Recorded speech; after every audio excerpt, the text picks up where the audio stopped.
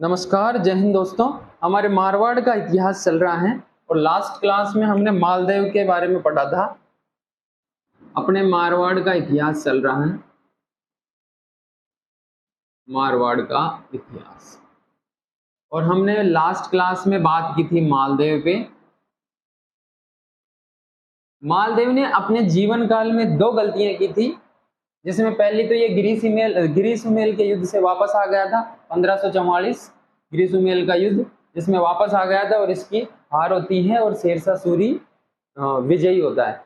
लेकिन अगर उस युद्ध से मालदेव वापस नहीं आता तो इतिहास कुछ और होता। मालदेव हिंदुस्तान का बादशाह होता और हिंदुस्तान की राजगद्दी पे बैठता वो। लेकिन यहाँ से कूटनीति चली शेरशाह सूरी ने और वो उस कूटनीति में ये फंस गया और वहां से ये वापस आ गया अपने ही लोगों पे शक करके। और नतीजा सबको पता ही है कि अपनों में जब फूट पड़ती है तो हार निश्चित होती है। तो मालदेव यहाँ से हार जाता है और शेरशाह सूरी जीत जाता है। उसके बाद इसने दूसरी बड़ी भूल की थी। इसके 3 बेटे थे, राम, दूसरा था उदय सिंह और तीसरा था चंद्रसेन।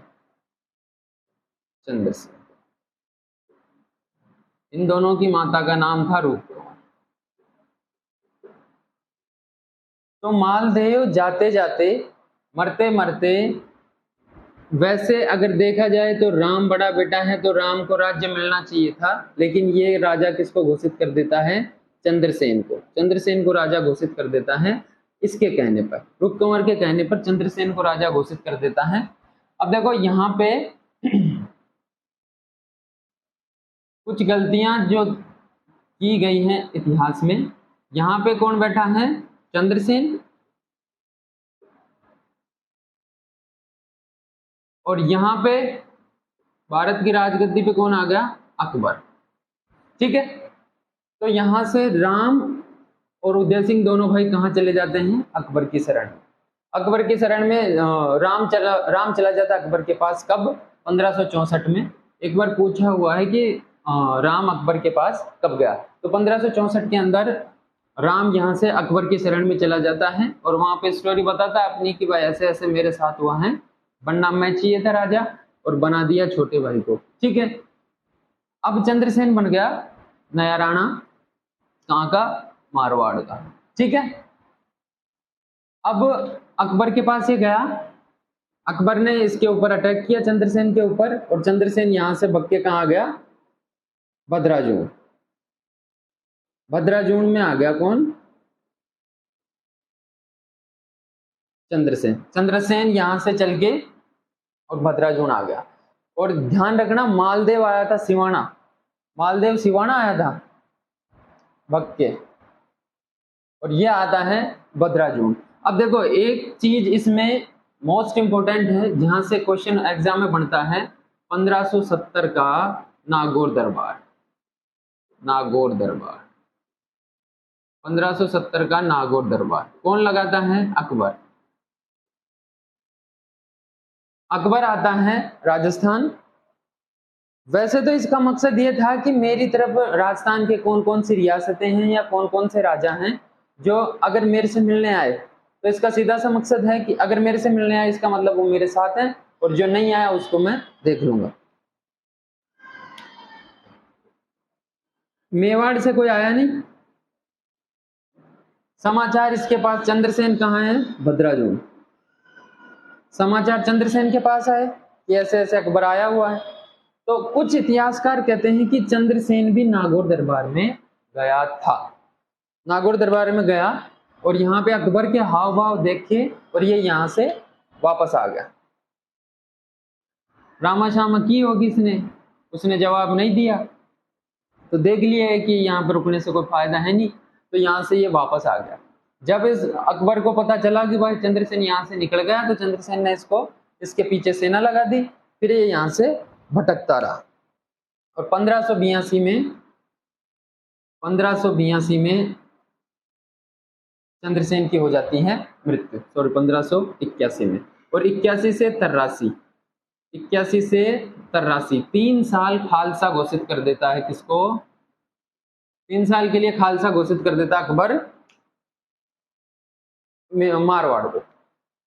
खालसा का मतलब ये था कि ये जोधपुर का प्रशासन सीधा अकबर के द्वारा चल रहा था, यहाँ पे कोई राजा नहीं था, कोई कुछ नहीं था, ठीक है। उसके बाद में उदय सिंह को बनाएगा ये अकबर, उदय सिंह को बनाएगा मारवाड़ का राजा, ठीक है।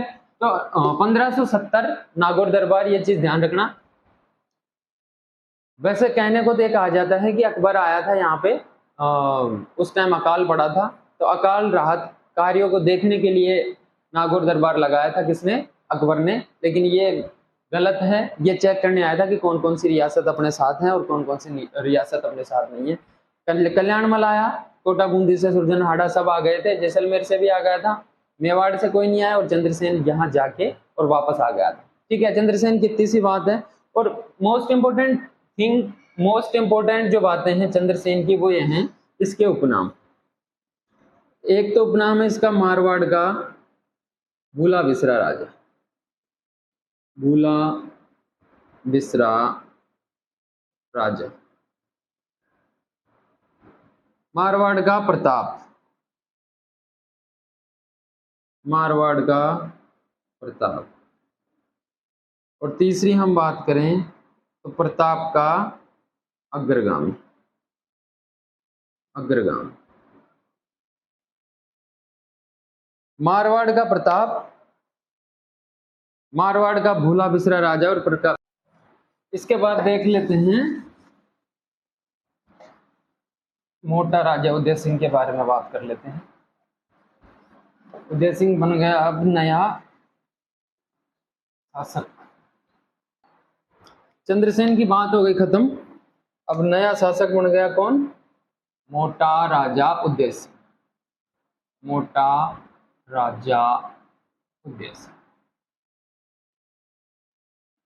इसकी कोई खास बात है नहीं, एक तो मोटा राजा की इसको उपाधि किसने दे दी, अकबर ने। दूसरी, मुगलों के साथ वैवाहिक संबंध स्थापित कर लिए, मुगलों के साथ वैवाहिक संबंध। और सबसे पहला मारवाड़ का शासक, मारवाड़ का शासक जिसने अधीनता स्वीकार, अधीनता। मोटा राजा उदय सिंह ने एक तो मुगलों के साथ वैवाहिक संबंध स्थापित कर लिए, और मारवाड़ का पहला शासक बन गया कौन, जो मुगलों की अधीनता स्वीकार करता है, मोटा राजा उदय सिंह। और मोटा राजा इसकी उपाधि है जो अकबर ने दे दी उदय सिंह को। और इसकी कोई खास बात है नहीं। इसके बाद में सूरसिंह की भी कोई खास बात नहीं है, इसको सवाई की उपाधि, सवाई की उपाधि मिली थी। ये भी किसने दी, इसके टाइम में कौन है, दिल्ली का बादशाह अकबर, ठीक है। अब सूर सिंह के बाद में आता है अपना गज सिंह। गज सिंह की बात करें तो गज सिंह को भी उपाधि मिली हुई है, कौन सी, दलथम्बन, दलथम्बन। और ये दलथम्बन उपाधि किसने दी थी इसको, जहांगीर। दलथम्बन की उपाधि कैसे मिली, इसने क्या है कि जहांगीर ने गज सिंह को एक अभियान पे भेजा था, जहां पे अकेला ही गज सिंह अकेला एक पूरे के पूरे दल को रोक लेता है, इसलिए इसको मिल गई दलथम्बन की उपाधि, दलथम्बन, ठीक है। गज सिंह की बात, गज सिंह की और कोई खास बात है नहीं। अब खास बात आएगी आगे इसकी,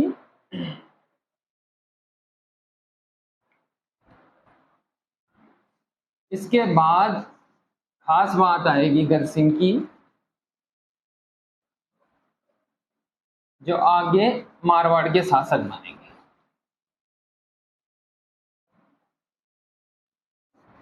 अपने गज सिंह की बात चल रही है, सूर सिंह के बाद कौन बन गया, गज सिंह।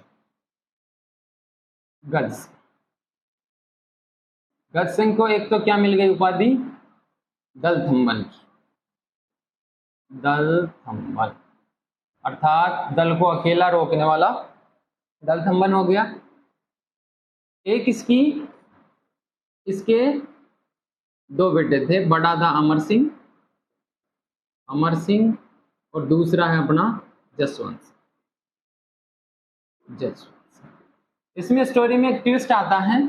गत्सिक की एक प्रेमिका थी, या प्रेमिका या प्रियसी, जो भी तुम कहना चाहो, उसका नाम था अनारा बेगम। अनारा बेगम। उल्टे सीधे काम चलते आ ही रहे हैं। मालदेव ने भी छोटे बेटे को बनाया, गत सिंह बड़ा बेटा है अमर सिंह, लेकिन यहाँ भी अनारा बेगम के प्रभाव में आके गत सिंह किसको बना देता है? राजा जसवंत सिंह। राजा बना देता है जसवंत सिंह को, और अमर सिंह चला जाता है कहाँ? दिल्ली दरबार में। किसके पास इस समय है? शाहजहां। शाहजहां। शाहजहां इसको बोलता है, शाहजहां इसको कहता है कि देख, मारवाड़ में तो जसवंत सिंह बैठा ही है, तू ऐसा कर, दूसरी जागीर ले ले। अमर सिंह ऐसा शासक है जो कभी राजा नहीं बना, लेकिन फिर भी इसको इतिहास में पढ़ाया जाता है और इसको पढ़ना पड़ता है। वो क्यों? एक राड का तुमने नाम सुना होगा, मतीरे की राड। तो कई बार एग्जाम में पूछ भी लेता है मतीरे की राड, और ये सच में मतीरे के लिए, जो मतीरापन जानते हैं उसी मतीरे के लिए ये लड़ाई होती है। क्या होता है? ये नागौर है और इसकी बॉर्डर टच होती है किससे? बीकानेर से। और बीकानेर का शासक है कौन? तेज सिंह। तेज सिंह। और यहाँ कौन है? अमर सिंह। बीकानेर के किसान के खेत में, मतलब बॉर्डर के इधर वाले किसान के खेत में एक बेल लगी होती है, किसकी? मतीरे की। लेकिन ये बेल बॉर्डर क्रॉस करके और किसके एरिया में आ जाती हैं? अमर सिंह के, मतलब नागौर में आ जाती है। और नागौर में आके इस बेल के ऊपर क्या लग जाता है? एक मतीरा। और मतीरे की राड की जड़ ये मतीरा ही है, मतीरा आ जाता है। अब मतीरा आ गया तो अमर सिंह का किसान जाके चेक करता है, यार मतीरा है और लाल हो गया, तो इसको अपन तोड़ लेते हैं। जैसे ये तोड़ने आया तो इधर से बीकानेर का किसान, जिसका किसान है, जिसका खेत है और जिसके खेत में से ये बेल निकली हुई है, वो कहता है कि हाँ, तोड़ के कहाँ ले जा रहा है? कि भाई ये तो क्या नाम है, मतीरा मेरे खेत में बेल है, देख इसकी, पानी वानी इसको मैंने पिलाया है, और तू तोड़ के क्यों ले जाएगा? ये तो मेरा है। ये कहता है मेरा है और ये कहता है मेरा है। दोनों में लड़ाई हो गई, गुत्थम गुत्था हो गई। पंच पटेल बैठ गए साहब। अब पंच पटेल बैठ गए तो पंच पटेल कहते हैं कि यार इसका फैसला ऐसे तो नहीं होगा। वो पंच पटेल भी आपस में लड़ गए।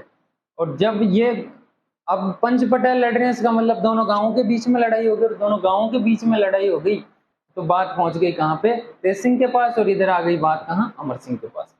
अब इसने कहा कि भाई सही बात है, अपना ही मतीरा है, इसको कैसे ले जाने देंगे? और यहाँ से अमर सिंह कहता है कि हाँ भाई अपना है। दोनों अपने मैप पे ले लिए इसको और दोनों के दोनों आ गए लड़ाई कर। खुद तो नहीं आए, सेना भेज दी और ये हो गई तकरार, राड हो गई। कुछ तो कहते हैं तेज सिंह जीत गया और कोई कहता है अमर सिंह जीत गया। और ये काम इस मतीरे की राड के लिए ही, मतीरे की राड कभी कभी डेट भी पूछ लेता है 1644, ठीक है। मतीरे की राड की वजह से इनको इतिहास में पढ़ाया जाता है, ठीक है। तो ये बात थी अमर सिंह की। अमर सिंह की और कोई खास बात है नहीं। अब इसके बाद में आएगा प्रभावी शासक कौन सा? अपना जसवंत सिंह। और जसवंत सिंह के बारे में अपन विस्तार से चर्चा करेंगे थोड़ा, क्योंकि इसमें समय लगेगा, वो अपन नेक्स्ट क्लास में बात करते हैं, ठीक है। तब तक यहाँ तक आप याद कर लो इसको, और इससे संबंधित जो भी क्वेश्चन होंगे वो आपको टेलीग्राम चैनल पर मिलेगा।